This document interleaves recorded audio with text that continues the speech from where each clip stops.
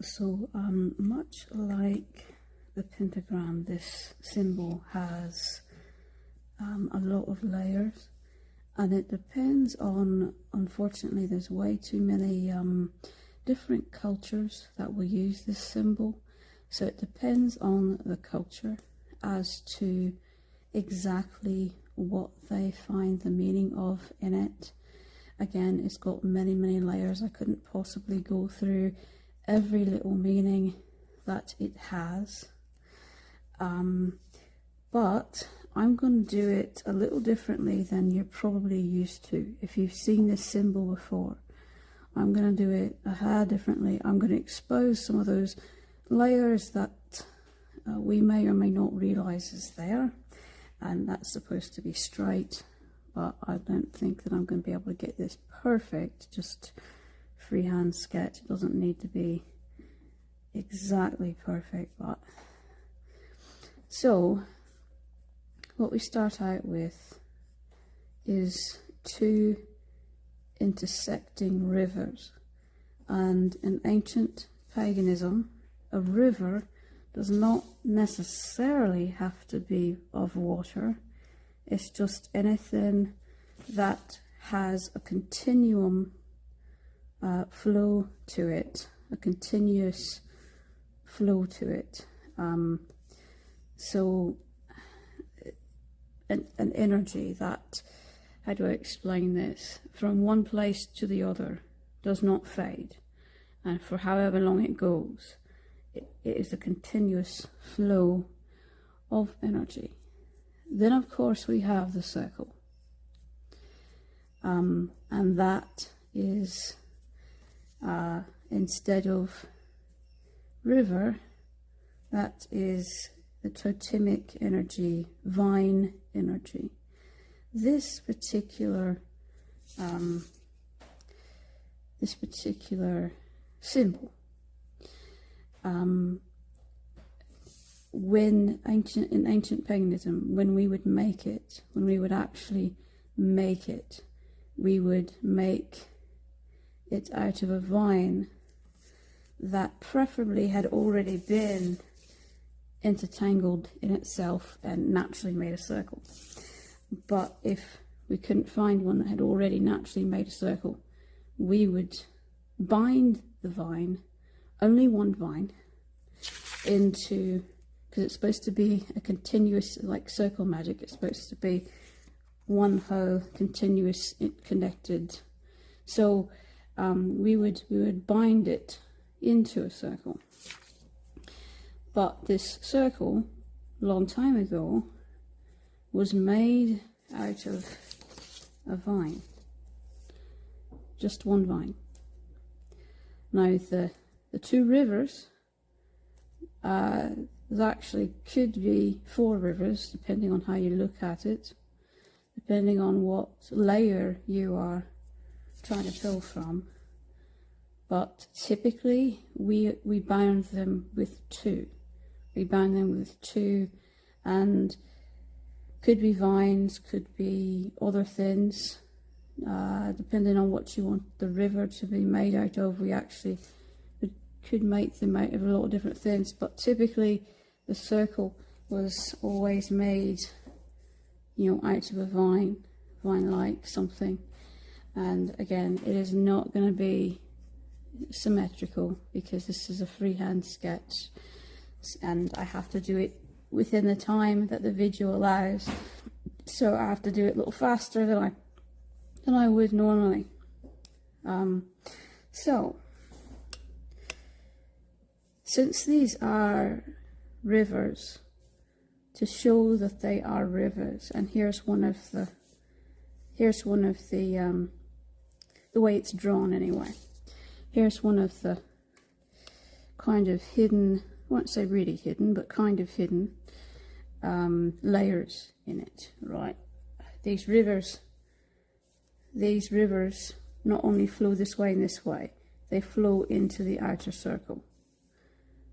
So to show that sometimes there is these little arrows showing that. Okay, you don't have to,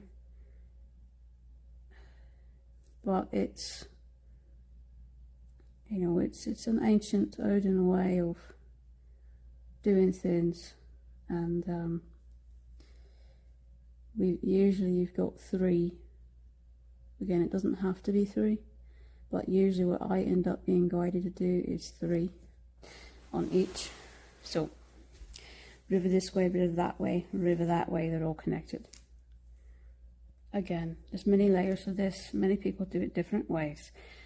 Some people use the sun. I never use the sun, I use the moon. So that's why I always call it a phase wheel, not a sun wheel, not a medicine wheel, not anything. I always call it, there's so many different names for this, it's not even funny, but I always call it a phase wheel. I'll show you what we mean by that in a minute. First though, we're going to do the seasons. So this up here, this is just the way that I do it. Okay, some people have these interchanged, but this is the way I do it because it's a phase wheel, not a sun wheel.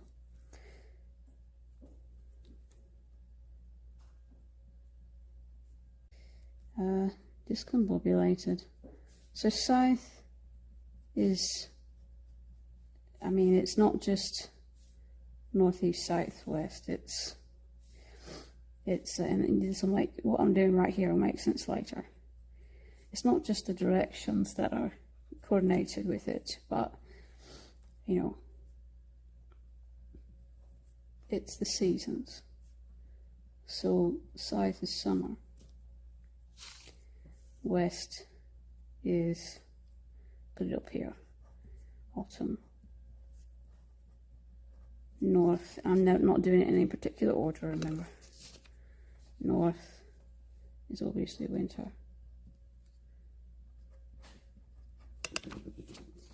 And east is obviously spring. Okay, so south, there is no moon in the south, so it's a new moon. I mean, there is a moon, obviously, but you can't see it. It's a new moon. That's the phase of the south. Moon is all about code and night, the energy of the moon. In the absence of the moon, you might, anytime there's a new moon, you might have noticed it's a little warmer. So south is basically the opposite of north in terms of the moon phases. South is the absence of the moon. North is a full moon. So we'll do that next.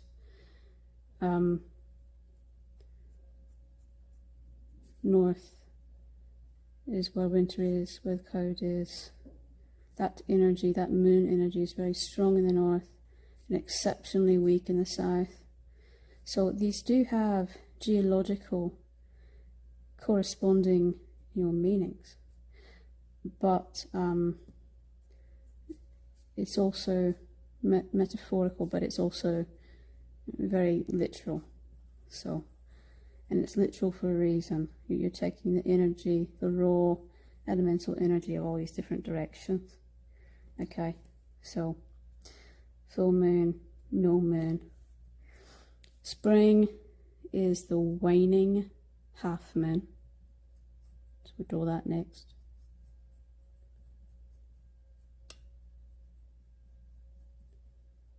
And again, different people may do these phases differently than I do, but I am not modern paganism, I am ancient paganism, and I am doing it in honour of the ancestors, not in honour of something in modern paganism. So if you spot anything that's different, it's because I'm doing ancient paganism, not the modern day paganism. Alright, I talk about that in pretty much all my videos, how that differs. Pretty much modern paganism looking through a very narrow field of vision. Ancient paganism brings back the lost, the hidden, the forgotten magic and makes things whole again. That's a little offset. That's actually That's actually, again, talking and not paying attention where I'm drawing. That should be dead center with the arrow. This should be dead center with the arrow. Everything should be dead center. But the way I've had to do this, because I'm talking and writing at the same time, it's all lopsided. I knew it would be, because to draw and talk at the same time is an immense challenge for me. Now I just cannot multitask. So if you do this, please don't do it lopsided like I do. Do it as humanly possible as you can to line up with these arrows and to make it symmetrical as humanly possible. Again, intent matters so quite a lot, so if you can't get it perfect, don't fret about it, but just try to do it a little better than this with the spacing of that, especially. Anyway, just yeah. So as you might be able to guess, west is the waxing half moon.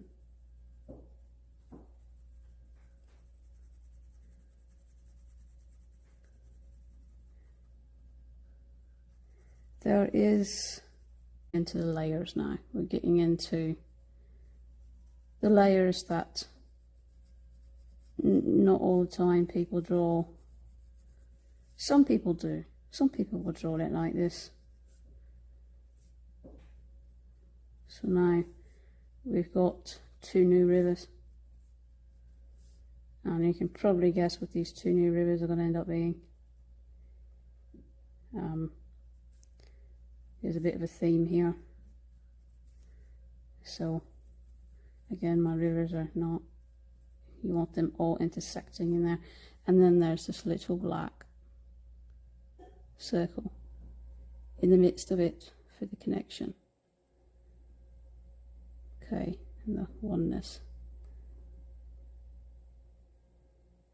That I'll do right now.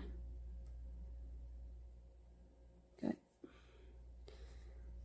So my rivers are lopsided. Oh my goodness. So some really lopsided rivers. Okay. Again, I'm trying to do it as fast as I can for the video. So I'm not worried. This is not going to actually be used for any kind of magic or anything. This is just to show you, right? I'm not worried about the exact placement. Okay, there we go. So now I have to speed this up a bit. I have to fast forward, run out of time. Southeast is the waning crescent. All these that we've just drawn are kind of intermittent phases. Probably that's not the best terminology, that's not the best word for that. Honestly, you should draw the rivers when you draw this, as I forgot to mention. You really should draw them all. That's the waxing crescent in the southwest. The northwest is obviously the waxing gibbous. The northeast is the waning gibbous. So now my very lopsided. This is the energies of this, the meaning of this. They are all very literal, but very deep and important. The energy of all these different directions. The vine magic, the circle magic, the river magic, and there's also spiraling, a lot of spiraling magic, tons of spiraling magic. We're out of time, so very quickly, ignore that placement, the arrow is way too low. But I want you to focus on the directions that these are going. This is a very particular, so the middle of the arrow obviously points that way, but you see these tails point the opposite way. And basically what it's doing, these are all polar opposites from one another. For example, that's the beginning of the waxing, that's the beginning of the waning. This river is making sure that the way these tails are, that it pushes all the east back to the east, and it pushes all the west back to the west. They're two polar opposite energies. They're going to conflict with one another, except for maybe in the center. That's the only place they might be able to harmonize.